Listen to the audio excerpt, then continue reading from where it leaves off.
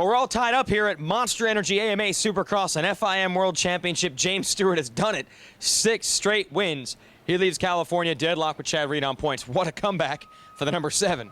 Yeah, and we talked to both of those guys, Reed and James Stewart. They're happy to go back east. I mean, let's face it, it was a little bit cold here in San Diego tonight for those main events. They're happy to get back to those domes, but like you said, we're tied and we're going. And what can you say about Andrew Short? We haven't seen him up on the podium since January 3rd. He comes away with the podium. Honda's getting stronger. Those guys over there are getting acclimated to the bikes. Millsap's had a great ride, 5th, and he was on the podium last weekend. So Honda's had consistent third place finishes, in the last 2 Supercrosses. But, I'm excited to go back to Atlanta. I think it's going to be good. I think the track's going to be good. And, I think the racing's going to get better.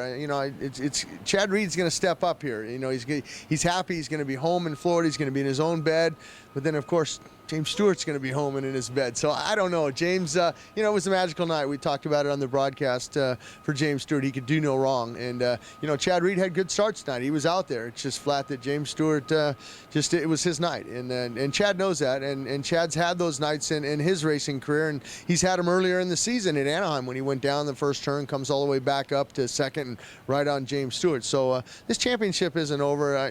Chad knows that and James knows that. And all the other guys out there, the rest of the 18 guys know that, it's going to be a great season still. But the one thing I'm excited about for speed, it's going to be live in Atlanta next week, and that's a first for Atlanta, and that's a first for an East Coast round. So, I mean, the people out west got to be loving it. It's going to be 4:30 when the broadcast comes on. They can get home from work if they work on Saturday, sit down in front of the TV, watch speed, and then still get up and maybe go see a movie or take the wife out to dinner.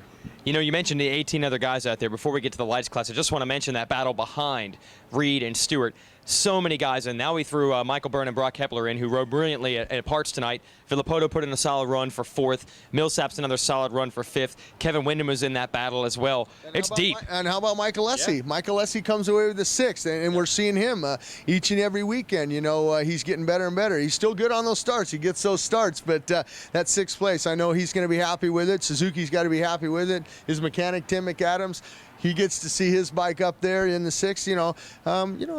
Lessie could come away with the podium when we head back east. So, like you said, all those guys are on top of each other. I mean, we saw, Summy battling out with Hepler, in that top 10 there, and Nick Way, Ivan Tedesco put in a good ride. He was last, worked all the way up and finished inside that top 10. So it's going to get good when we head back east. I like the dirt back east. Yeah, and I think a lot of the riders do too. Just want to give a call. Josh Grant, we did lose him tonight. He crashed out of the main event. We hope he's okay. Hope he'll be back in Atlanta. His string of top 5 finishes has been broken. We'll also break the string of West Region Lights races. We're done racing those guys for almost 2 months now. We're going east for the East Region Championship with Porcel and the boys in Atlanta. Ryan Dungey stepping up tonight, wanted to leave with a points lead, did what he needed to do that. He did, and this was one of those races that he's going to look back on during this break and go, I needed to do what I needed to do, and then that was come away with the win, his 3rd of the season. Weimer's got 3, but he's only got a slim 2-point lead to think about. Weimer did what he could do. I mean, he couldn't get past his teammate. Ryan Morris put in another solid ride.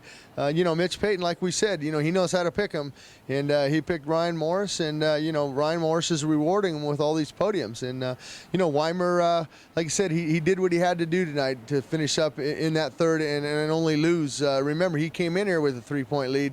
Now he leaves here with a 2-point deficit behind Dungey. So it's going to be good. And if Dungey wins that championship, he can look back to Anaheim 3 and say, that's where I won this championship this year in 09. Yeah, he salvaged a 4th there, comes back to win here. Now he's got a 2-point lead, and they've got 7 long weeks to think about that. Weimer and Dungey should be good when we resume that series in Seattle and then Salt Lake City. But for now, we're worried about Atlanta. That's where we'll be next week. Jim and I will be there. Hopefully you will too, right here on SupercrossOnline.com. It's Monster Energy AMA Supercross and FIM World Championship from San Diego.